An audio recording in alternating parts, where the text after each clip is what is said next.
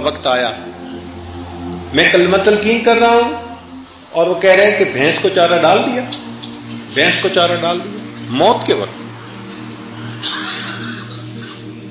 جو انسان کرتا رہا ہوگا خود بخود اس کی زبان سے نکلے گا۔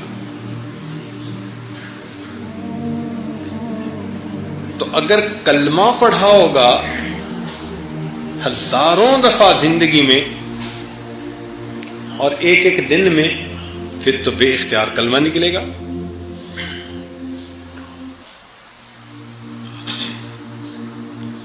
اور اس نے لکھا کہ چند نوجوان ایسے بھی ڈیل کیے میں نے کہ موت کے وقت وہ ننگی گالیاں نکال رہے تھے، ننگی گالیاں نکال رہے تھے، ایسے بھی چند نوجوان۔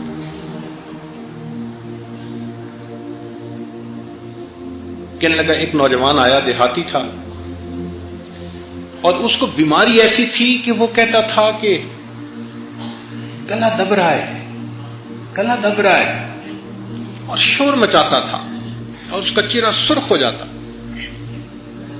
تو کہتے ہیں کہ مجھے اس سے بڑی ہمدردی ہوئی، میں اس کی بڑی تیمارداری کرتا رہا۔ تو اس کا والد آیا تو وہ مجھے ایک طرف لے جا کر کہنے لگا کہ اس کا اتنا نہ کریں، یہ اپنے کیے کی سزا بھگت رہا ہے۔ میں نے پوچھا کیا؟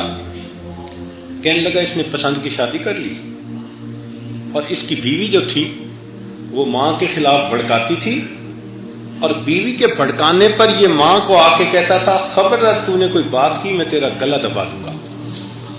جو یہ ماں کو کہتا تھا اب موت کے وقت خود یہ اسی کو بھگت رہا۔